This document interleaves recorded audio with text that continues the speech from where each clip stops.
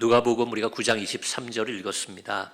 누가복음 9장에 나와 있는 이 23절의 말씀을 예수님이 하시게 된 그 배경은 공관복음, 마태복음 16장과 마가복음 8장에도 동일하게 나오는 사건이죠. 베드로가 예수님에 대해서 어떻게 보면 처음으로 제대로 된 신앙 고백, 당신은 살아계신 하나님의 아들이십니다. 우리를 구원하기 위해 오신 그리스도, 메시아십니다. 이런 고백을 하는 장면이 나오게 됩니다. 그리고 예수님의 성경에 따르면 예수님이 그 제자들에게도 내가 죽을 것과 십자가에 죽을 것과 그러나 다시 부활할 것을 처음으로 알려준 것이 그 베드로의 신앙 고백 다음에 이어지는 것으로 새 복음서가 동일하게 기록하고 있습니다. 자, 거기에 바로 이어진 말씀, 어떻게 보면 이제 그 내용 가운데 내가 죽고 다시 살아날 거다. 자, 그런데 제자들에게 얘기하신 거예요. 공통적으로 다 나옵니다. 너희가 나를 따라오려거든 하고 하신 이야기가 오늘 저희가 읽은 누가복음 9장 23절 말씀, 마태복음과 마가복음에도 동일한 말씀이 기록되어 있습니다. 우리가 너무 잘 아는 신앙생활의 기본적인 말씀이고 저도 기억이 나요. 얼마 전에도 이런 내용 가지고도 제가 설교를 했을 만큼 우리가 잘 알고 또 자주 나누어지는 그런 말씀이자 우리 기독교의 진리의 내용이 됩니다. 제가 앞에 말씀드린 것처럼 사순절을 맞아서 그러나 우리가 가장 기본이 되는 이 구절을 다시 한번 마음에 새기고 우리 사순절을 시작하면 좋겠다는 생각으로 사순절 첫 주일의 말씀으로 선택해 봤습니다.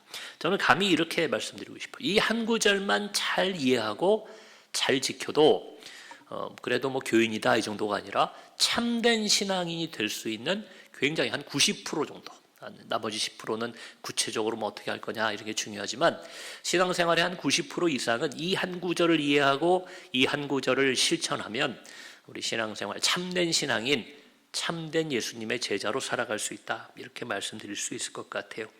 그래서 여러분 잘 알고 계시리라 생각하지만 오늘 한 번 더, 저는 사순절을 참 좋아합니다.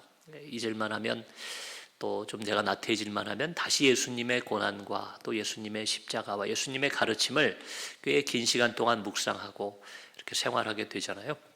마치 명절과도 같다, 저 이렇게 생각해요. 명절이 되면 요즘 좀 약해졌죠. 얼마 전에 설 명절이 있었지만 제가 어린 시절만 해도 명절이라는 것은 온 가족들이, 멀리 흩어져 있던 가족들이 모여서 우리 집안의 중요한 이야기들을 나누고 또 멀리 떨어져 있던 분들도 모여서 부모님, 집안의 어른들의 이야기를 통해 우리 가문의 중요한 내용들, 또 우리 가족이 좀 잊고 지냈던 것들, 그런 것들을 회복하고 기억하고 또 그런 자리에서 새로 태어나고 이제 막 성장하고 있는, 저도 어릴 때 기억이 나는데 그런 아이들은 그걸 배워가게 되는 거죠. 아주 매년 돌아오고 매년 똑같은 걸 먹는 것 같고 매년 똑같은 걸 하는 것 같지만 그러나 명절에는 늘 새로움이 있었던 것을 기억합니다. 저는 이 유대인들, 특별히 기독교인들의 전통들 속에서는 보면 그들의 절기와 신앙이 이렇게 연관되는 경우가 있잖아요. 사순절을 그들의 명절이다, 유대인 명절은 이렇게 얘기할 수는 없지만 우리 기독교인들에게도 마치 매년 돌아오는 명절과도 같이 늘 똑같은 걸 하는 것 같고, 또 이제 고난주간에 특세하시겠지, 부활절에 달걀 삶겠지, 여러분 이렇게 매일 똑같은 걸 하는 것 같지만 그때마다 새로워짐이 있고 또 우리 그 사이에 1년 사이에 우리 교회에 새로 오신 분들이 있다면 또 그 안에서 또 예수님은 어떤 걸 가르쳐 주셨고 예수님은 어떤 분인가, 신앙생활은 무엇인가를 또 계속해서 이어나가고 전해나가는 기간이 저는 이 사순절이라고 생각합니다. 그래서 이 사순절에 이 본문을 선택했다는 건데요. 첫 번째로 이 구절에서 굉장히 중요한 게 나옵니다. 우리가 좀 이걸 간과할 때도 있는데, 자, 나를 따라오려거든 이 말이 있죠. 첫 번째로 신앙생활에 굉장히 중요한, 예수님과 관계에서 중요한 것은 따라가려는 일종의 마음먹음이 있어야 된다는 거예요. 기독교는, 특히 우리 개신교는 전적인 하나님의 은혜를 강조하다 보니까 인간의 역할을 좀 강조하지 않을 때가 있어요. 내가 예수님이 은혜로 구원받았지 내가 노력했나, 내가 수고하고 애쓴다고 되는 게 아니라 하나님의 은혜를 주시고 복을 주셔야 되는 거지, 이런 건 맞습니다. 그게 종교개혁의 정신이죠. 자, 그러나 중요한 것은 그렇게 예수를 믿게 됐고 은혜를 받게 됐고 체험을 가지고 교회의 문턱에 우리가 발을 들여놓았다면 무엇이 있어야 되냐? 내가 신앙생활 하겠다, 참된 교인이 되겠다, 좋은 성도가 되겠다, 나는 예수를 따라가겠다 마음을 먹어야 돼요. 그래서 중요하게 예수님 말씀하시잖아요. 제자들에게 너희가 나를 따라오려거든, 따라오지 않을 거면 뒷얘기는 뭐 하나 많아요. 따라올 거면 예수님이 죽으시고 부활하고 승천하시고 제자들에게 직접적으로 어디로 가십니까? 그런 질문을 많이 했죠. 우리가 어느 길을 모르는데 어떻게 주님 계신 곳을 갑니까? 우리도 마찬가지예요. 우리 천국을 간다고 얘기하고 예수님을 따라 살겠다고 마음먹을 때 처음에 그 마음먹음이 있어야 그 다음 얘기가 우리에게 해당이 된다는 겁니다.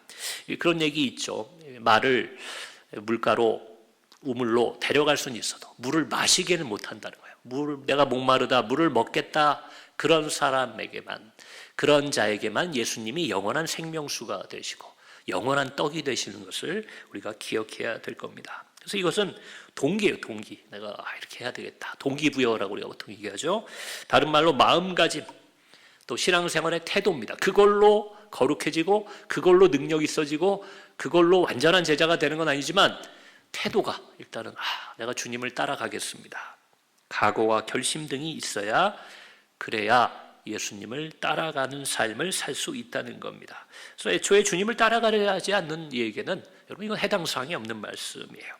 어쩌면 성경 전체가 그렇습니다. 주님을 따라가겠다, 주님을 따라 살겠다는 마음이 없는 사람들에게는 성경은 아무 의미가 없는 책이 될 수 있다는 것입니다. 여러분 제가 좀 도전을 드리는 거예요. 예배에 매일 나와 있고 그리고 좋은 설교 말씀을 우리가 들을 때에 막 감명받잖아요. 맞아, 저렇게 살아야 돼. 그래, 저게 참 옳은 길이야. 그런 깨달음이 100번 있다 하더라도요, 내가 그 길을 따라가겠다라는 태도와 마음가짐과 동기부여가 되지 않으면 여러분 그건 신앙이 아닐 거예요. 그건 신앙이 아니라고까지 감히 말씀드릴 수 있을 것입니다. 그래서 오늘 이 23절의 말씀 가운데 나를 따라오려거든, 여러분 이걸 한번 자신에게 질문해 봐야 돼요. 나는 예수님을 따라가기 원하는가? 그렇지 않다면 여러분 뭐 그 뒤에 얘기는 들어도 소용이 없죠. 따라올 사람들에게 주신 얘기이기 때문에 예수를 믿는다는 것은 예수님을 따라가려는 마음이 우리에게 있어야 된다는 것 기억하시기 바랍니다. 두 번째로는요, 여러분 이것도 잘 아시고 여러 번 드렸던 얘기입니다. 자기를 부인하고 따라가려거든, 예수님을 따라가겠다 그러면 자기를 부인해야 됩니다. 예수를 따르는 삶을 구체적으로 말씀드리면 결국 자기 부인이라고 이렇게 얘기할 수 있어요. 나를 부정하는 거예요. 나를 부인하는 거예요. 내 뜻을 내려놓는 것을 의미합니다. 어찌 보면 당연한 이야기입니다. 여러분 남을 따라가려면 내 생각을 내려놔야 돼요. 이번에 미국 방문해서 우리 가족들하고 한 열흘 남짓 이렇게 시간을 보냈는데 아이들이 벌써 좀 크다 보니까요, 식당 한번 가서 밥 한번 먹으려도 의견이 막 갈려요. 저는 그렇게 얘기합니다. 나는 엄마가 먹는 걸로 먹을게. 애들한테 딱 미리 선언해요. 야, 엄마는 매일 너희들 먹고 싶은 거 해주고 먹었으니까 아빠 와 있는 동안이라도 엄마가 먹는 거, 먹고 싶은 거를 아빠는 먹을 거야. 그래서 나는 엄마를 따라가겠다, 이렇게 하는 거예요. 그럼 애들도 눈치가 있으니까 그러면 저희도 괜찮아요. 그러고는 따라가는 겁니다. 그래도 뭐 아내가 아이들 좋아하는 걸로 많이 고르지만 저게 뭘 뜻하는 거예요? 누굴 따라가려면 내가 원하는 것, 내 선호도나 내가 좋아하는 것, 이걸 내려놔야 돼요. 요즘 참 어렵죠. 사람과의 관계가, 친구들 관계도 어렵고 직장 선후배 관계도 어렵고 부부 관계도 어려운 이유가 뭐냐? 서로를 따라가려 하지 않아요. 이제는 나를 따라오라고도 안 합니다. 요즘 사람들은 각자 먹자, 각자 가자, 각자 쉬고 각자 일하고, 여러분 그런 시대가 됐어요. 왜요? 누구를 따라가려면 내 뜻을 꺾어야 되기 때문에, 나를 부정해야 되기 때문에. 그게 어려운 겁니다. 예수님이 그걸 먼저 물어요. 자기를 부인하고 살아라 이렇게 얘기하지 않았어요? 나를 따라오려거든. 예수님이 가시는 길은 좁은 길이죠. 좁은 문이죠. 십자가의 길이죠.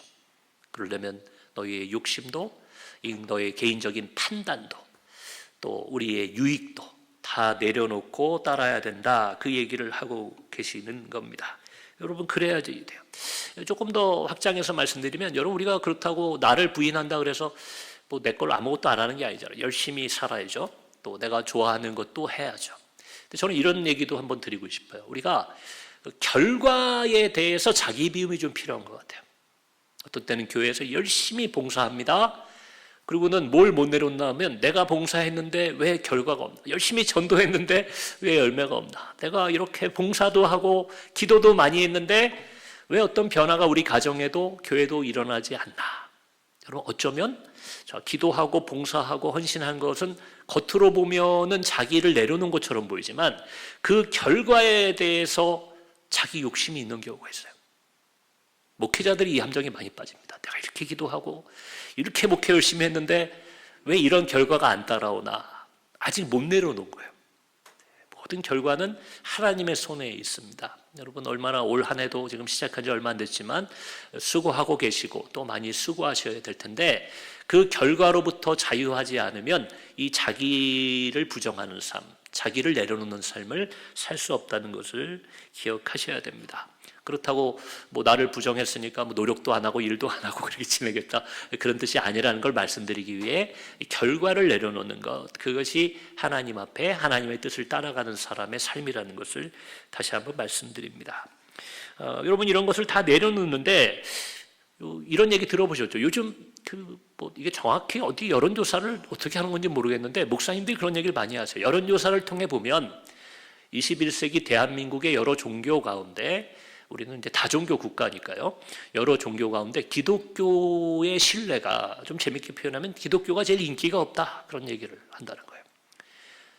워낙 기독교 인구가 많았기 때문에 아직도 우리가 많은 숫자를 자랑한다고 하지만 그러나 그렇지 않은 예를 들면 뭐 중립적인 무교인 사람들이 바라볼 때 뭐 가톨릭이나 불교나 다른 종교에 비할 때 기독교가 좀 인기가 없다는 거예요.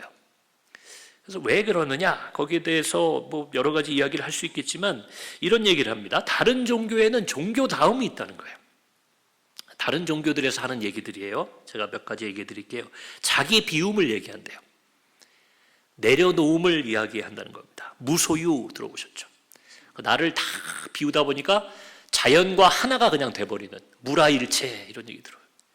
또 불교의 공사상, 공이라는 거 완전히 비워져 있는 뭐 있다 없다의 구별도 없는 그 무의 세계로 들어가는 것, 그런 공사상 이런 걸 얘기하는데 그게 현실을 살아가는 이 땅의 사람들이 생각하는 더 가지려고 하고 더 뭘 보려고 하고 막 그러는데 그래 종교는 저런 맛이 있어야지 그런다는 거예요. 내려놔라, 비워라, 욕심을 버려라 이렇게 얘기하는데 기독교는 다르다는 거예요. 기독교는 막 교회도 크게 지으려고 그러고 더 성공하려고 더 많아지려고 그러고 그러니까 저 사람들은 비우는 게 아니라 채우려고 하는 이기적이고 욕심을 따라가는 종교가 기독교냐 이렇게 해서 기독교 인기가 없다라는 거예요. 막상 들여다보면 여러분 타종교도요 그렇지 않습니다. 타종교도 가보면 뭐 가지려 하고 세우려 하고 힘을 키우려 하지 실제로 그러진 않아요. 그러나 적어도 이제 가르침이나 뭐 사제라고 불리는 그런 종교인들이 언론이나 이런 데 비춰질 때는 그런 모습이 많이 드러나니까 아마도 사람들이 이렇게 생각하는 거겠죠. 여러분 오늘 본문을 통해 보셔도 그건 세상의 오해죠. 기독교가 언제 더 가지라고 그랬습니까? 더 이기적으로 남을 밟고 일어서라고 얘기한 적이 언제 있습니까? 예수님 그런 말을 하신 적이 없어요. 예수님은 오늘 말씀에도 나와 있지만 자기를 부인해라. 네 것을 비워라. 욕심을 버려라. 원수도 용서해라. 여러분 타종교가 가지고 있는 좋다라고 하는 거 기독교에는 당연히 있다는 겁니다. 자, 그러면 다른 종교랑 그냥 비슷한 수준이냐? 아닙니다. 우리는 그들과 또 다른 게 더 좋은 것이 있어요. 제가 나름 철학도 공부하고 미국에서 여러 종교에 대해 공부도 하고 그랬던 사람이라 자세히는 몰라도 타 종교에 대해서 목사님들 평균으로 치면 좀 많이 아는 편입니다. 그런 제가 이렇게 비교해서 볼 때 기독교에는 확실히 다른 것이 있습니다. 그게 뭐냐? 오늘 예수님이 마지막 부분에 얘기하신 제 십자가를 지고 나를 따르라. 그러니까 앞에서 나를 따르려거든 마지막에 뭐라고요? 따르라 얘기하죠. 가운데 들어간 게 첫 번째 자기 부인, 두 번째 자기 십자가를 지라는 거예요. 자, 타종교도 얘기한다고 그랬어요. 비워라, 내려놔라, 갖지 말아라. 여러분 비슷해요. 자기 부인과 비슷한데 자, 타종교는 거기에 목적이 있어요. 자연과 하나 되고 완전히 무가 되는 것. 여러분 그게 그들 종교 생활의 목적입니다. 신선이 되는 거죠. 신선같이 아무 욕심 없이 부처가 되는 겁니다. 그런데 기독교는 그렇지 않아요. 자기를 비우는 목적이 뚜렷하게 있는데 비우는 게 목적이 아니라 나를 비우고 내려놓고 부인해야 뭘 한다고요? 예수님을 따라간다는 겁니다. 그게 십자가를 지는 거예요. 목적이 있는 비움이에요. 그냥 방을 깨끗이 청소하고, 여러분 그런 분들 주변에 계신가요? 저는 친구 중에, 대학 때 친구 중에 그런 친구가 있었어요. 요즘도 지금 결혼한 다음에는 그렇지 않으리라 믿는데, 얼마나 정리정돈을, 남학생인데 정리정돈을 얼마나 좋아하냐면 매일 하는 게 청소하고 정리하는 거예요. 그 친구 방을 한번 간 적이 있는데, 방에 가면요 연필이나 뭐 볼펜 같은 것도 각도를 맞춰가지고 다 놔야 돼요. 그래서 친구들이 놀러 오는 걸 싫어합니다. 친구들이 오면 뭐 만지고, 옷 막 걸어놓은 거, 우리 예전엔 그랬잖아요. 친구 집 가면은 친구 옷 막 갈아입고, 어떤 때 그냥 입고 오고 그러잖아요. 그러니까 그런 게 싫어가지고 친구 오는 걸 싫어하던 그 친구 하나가 있어요. 그래서 우리가 짓궂게 또 그 친구 집에 놀러 가게 되면 일부러 막 어지르고 만지고 했던 그런 기억도 납니다. 여러분, 비우는 거, 치우는 거 중요하죠. 여기 계신 우리 권사님들도 늘 집에서 쓸고 닦고 하실 거예요. 제가 신방 가보면 얼마나 깨끗한지 몰라요. 근데 왜 깨끗하게 치우고 청결하게 유지합니까? 가족들이 들어왔을 때 좋으라고. 목적이 있는 청소죠. 청소 자체가 목적이 아니라는 거예요. 비워놓고 깨끗이 해놓고 나도 더러워질까 봐 들어가지 않는 방. 여러분, 그런 무슨 의미가 있겠습니까? 다른 종교와 달리 기독교가 똑같이 자기 비움을 얘기하고 내려놓는 것을 얘기하지만 거기에는 다른 목적이 있다는 거예요. 그렇게 비운 곳에 예수님의, 하나님의 뜻을 모시고 그 뜻을 따라 사는 것이 우리 신앙의 길이라는 것, 여러분 사순절이 우리에게 매년 가르쳐주는 교훈이라고 저는 분명히 믿습니다. 그래서 다시 말씀드려요. 예수님의 십자가에는 두 가지 의미가 있어요. 첫 번째는 여러분 어떤 의미가 있습니까? 하나님과의 관계에서의 십자가는 전적인 순종이에요. 그러니까 예수님도 그걸 보여주신 겁니다. 나는 아버지 하나님의 뜻을 따라 살아간다. 그래서 십자가를 지러 간다. 이게 자기 부인의 의미가 있어요. 나를 부정하는 것. 그게 예수님의 십자가가 우리에게 가르쳐 주시는 겁니다. 그래야만 하나님 뜻대로 살 수 있어요. 두 번째는 우리와의 관계에서는 여러분 그 십자가를 통해 저와 여러분이 구원을 받았잖아요. 예수님은 어떻게 됐고요? 죽으시고 우리는 살게 되는 것. 그래서 이것은 굉장히 십자가 갖는 의미는 이타적이고 희생적인 사랑을 의미하는 것이 십자가입니다. 다시 말씀드립니다. 두 가지가 있다고요. 하나는 하나님에 대한 전적인 순종의 의미가 십자가에 있고, 두 번째는 다른 사람, 다른 이웃을 위한 희생과 또 그들을 섬기는 그 사랑의 의미가 있는 것이 십자가라는 거예요. 그래서 여러분, 내가 십자가를 지고 주님을 따라야겠다. 우리가 십자가의 이미지가 그냥 고난이고 고통이고 그러니까 뭔가 힘들면 십자가라고 오해할 때 많죠. 그래서 자녀가 속썩이면 자녀가 십자가다. 그렇게 얘기할 때가 있어요. 남편이 속썩이면 남편이 이제 십자가입니다. 요즘 같이 요즘 또 중요한 거 있죠. 부동산 문제가 어려워. 부동산 문제가 제 십자가입니다. 그럴 수 있습니다. 그게 십자가일 수 있는데 그게 십자가냐 아니냐. 부동산 문제가 항상 십자가고 자녀가 항상 십자가인 건 아니에요. 십자가일 때도 있고 아닐 때도 있는데 그 기준점이 어디 있느냐를 말씀드리려고 제가 예수님의 십자가의 두 가지 의미를 말씀드렸다는 거예요. 내가 자녀를 키우는데 하나님의 뜻을 따라 키우려니까 너무 힘들어요. 그러면 십자가가 되는 겁니다. 그게 아니라 내 욕심대로 우리 애가 어떤 대학 갔으면 좋겠다, 어떻게 살면 좋겠다라는 내가 나를 비우지 못한 내 욕심 때문에 자녀를 키우는 게 힘들다. 그건 십자가가 아닙니다. 부동산 문제가 십자가일 수 있어요.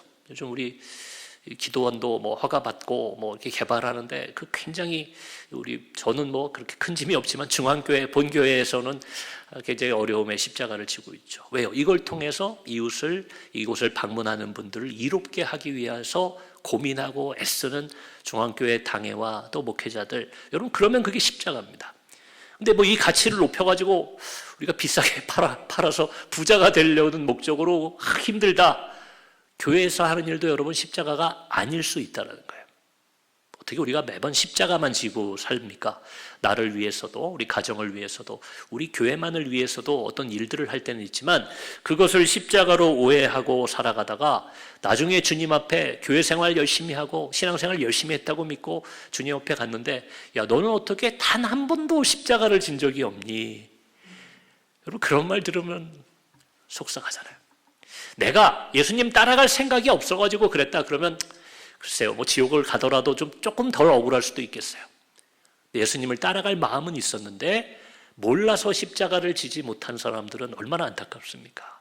왠지 그러면 목회자인 우리들에게도 주님이 책임 물을 것 같아요. 너희 어떻게 설교하고 어떻게 가르쳤길래 사람들이 십자가 지는 법도 모르고 교회를 다녔어? 그러면 제가 야단 맞을 거 아닙니까?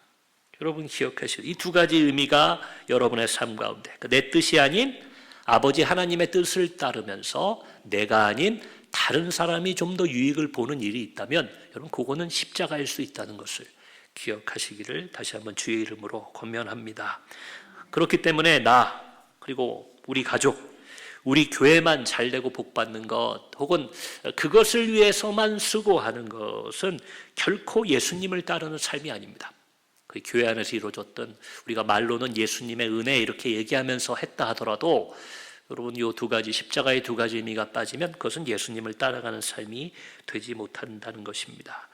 예수님의 순종과 자기 부인 그리고 그 십자가를 지심으로 사실 이 땅에 교회가 세워진 거죠. 여러분 교회는 그렇게 생겨난 겁니다. 다른 어떤 이유도 없어요. 예수님이 하나님께 순종이기 때문에 그 순종을 위해서 자신을 부인, 자신의 생각과 욕심과 유익을 다 내려놓았기 때문에 그리고 끝까지 그 십자가의 길을 걸어가심으로 이 땅에 교회가 세워졌고 2000년 이후에 살아가는 우리들에게도 이렇게 교회가 선물로 주어진 것을 믿으시기 바랍니다. 우리 교회도 마찬가지죠. 제가 아무리 잘한다는 게 아니에요. 예를 드는 거예요. 제가 아무리 설교를 잘하고 또 지금도 우리 교인들 그렇지만 앞으로도 아무리 훌륭하고 멋진 사람들이 이곳에 많이 모여 있어도 그것 자체로는 참된 교회가 되는 것이 아닙니다. 교회 안에 자기를 부인하고 남을 이롭게 하기 위해서 나는 좀 불편을 감수하는 사람들이 있을 때 그럴 때 그곳이 참된 교회가 되고 참된 주님의 가정이 되고 참된 기독교 사회가 된다는 것을 여러분 꼭 기억해 주시면 좋겠습니다. 왜냐하면 그런 사람들이야말로 아니 이렇게 말씀드릴게요. 그런 사람들만 예수님을 따르는 사람이기 때문입니다. 교회에 나와 있다고 다 예수님을 따라가는 게 아니에요. 이렇게 생각하시면 어떨까 싶어요. 여러분 광야 생활을 할 때 모세를 따라서 많은 사람들이 출애굽해서 가나안 땅을 향해 가잖아요. 또 우리가 출애굽기를 읽어봐도 그렇습니다. 하나님을 따르는 사람은 그렇게 많지 않아요. 여호와 하나님을 따르는 사람 많지 않습니다. 다 자기의 욕심과 이해관계와 계산과 판단을 따라 모세를 따라 일단 나온 거기 때문에 뭔가 자신의 생각과 맞지 않을 때면 늘 이렇게 뭐라고 그럴까요? 섭섭함을 얘기하고 불만을 토로하고 하나님 뜻을 거역하는 모습이 이스라엘 그 당시 광야의 회중 가운데 있었던 것을 우리는 잘 알고 있습니다. 함께 교회에 나와 있다고 그래서 함께 기독교인으로 산다고 그래서 다 예수님을 따라가는 것이 아니라는 거예요. 요 교회와 혹은 요 교회의 모습과 내 욕심이 일치하니까 그러니까 그 교회에 나가는 거예요. 그러니까 신앙생활을 하는 겁니다. 여러분 건강도 하셔야 되고 복도 받으셔야 되고 이 땅에서도 잘 되는 것이 있지만 그것은 하나님의 뜻을 따라 살아가는 사람들에게 하나님의 필요를 따라 주시는 선물과도 같은 것이지 그것이 우리 신앙생활의 목적이 아니라는 것을 기억하셔야 돼요. 저는 그래서 오늘날 한국 교회의 교인들이 줄어드는 것 안 좋죠. 안 좋지만 한편으로는 긍정적인 면도 있다고 생각합니다. 제가 오늘 이따 오후에도 목사님들 모임이 있어서 가는데 목사님들한테 그런 얘기 잘못하면 혼나요. 그런 생각을 한다고 혼날 것 같아요. 근데 저는 조금 뭐라 그럴까요? 이 기독교가 너무 뭘 잘못 가르쳐서 우리를 채우고 내 길을 따라갈 때, 내 뜻을 따라갈 때 예수님이 따라와 주시고 도와주시는 종교라고 착각해서 오해해서 많은 사람들이 혹시 모여있는 건 아닌가? 그 생각을 할 때가 있어요. 내 욕심을 비우고 내 뜻을 꺾고 주님을 따라 남을 이롭게 하는 길을 걸어가는 것, 여러분 거기에 기쁨이 있고 거기에 만족이 있고 거기에 영원한 생명이 있다는 것을 예수님이 가르쳐 주셨는데 그걸 깨닫고 좋아하는 사람은 얼마나 되겠어요. 그러나 기독교인이라고 한다면 여러분 인생의 참 행복은 비움과 내려놓음과 또 어떤 부분 하나님을 온전히 의지함에 있다라는 것, 그것을 깨닫는 것이 오늘날 한국교회의 부정적인 부분 속에서도 긍정적인 방향이 아닌가. 조금은 교회도 비워져야 될 때가 됐나 그 생각을 하게 됩니다. 우리 교회에도 이렇게 빈자리가 많이 있지만 그 빈자리를 채우기 위해 노력하기보다는 여러분 나부터 정말 주님을 따라가는 사람, 오늘 설교의 제목처럼 예수님을 따라가는 삶을 산다고 한다면 그렇게 마음 먹고 세상에 좋지 못한 것들로부터 상처 입고 병들고 지치고 다친 그 영혼들이 우리 교회를 통해 또 우리가 전하는 예수님의 십자가를 통해 아버지 하나님의 길을 따라 주님을 따라가는 삶을 살게 되지 않을까, 저는 그렇게 기대하고 제 목회의 방향을 잡고 있습니다. 사순절이 이제 막 시작했습니다. 용서, 원수 사랑, 작은 사람을 섬기는 것, 이웃을 내 몸과 같이 사랑하는 것, 억울한 일이 있을 때도 인내하는 것, 그리고 자신의 유익을 구하지 않고 사랑하는 것, 예수님은 이 땅에 계시는 동안 그것을 가르치고 우리에게 몸소 보여주셨습니다. 이 모든 것이 결국은 예수님을 따라 살아가는 방법이 된다는 것을 기억하실 때 여러분의 십자가를 지고 그리고 조금은 내 욕심과 내 뜻을 내려놓으면서 주님을 닮아가고 주님을 따라가는 우리 은혜롭고 복된 사순절이 되면 좋겠습니다. 여러분, 그렇다고 손해보는 인생 아니에요. 하나님이 그런 자들에게는 보호와 또 상급과 또 여러 가지 축복과 능력으로 늘 함께해 주시는 것을 성경을 통해서도 또 우리의 신앙생활의 경험을 통해서도 우리가 잘 알고 있으니 그렇게 막 고난만 있고 또 나는 좋은 거 한 번도 못 누려보나 그렇게 생각하지 마시고 예수님의 제자들처럼 기쁨으로 주님을 따라가는 복된 사순절이 되었으면 좋겠습니다. 우리 함께 기도하실 텐데요. 오늘 말씀도 기억하시고 또 사순절 첫 주일을 맞이하며 우리가 어떤 마음으로 주님을 따라야 하나, 또 내 삶에는 또 나의 신앙생활에는 어떠한 십자가가 있나, 이런 것도 한번 점검해보는 그런 시간이 되게 해달라고, 우리 사순절 주님을 따라가게 해달라고 우리 믿음으로 고백하며 함심하여 기도할 때 주의 이름 한번 부르고 함께 기도하겠습니다.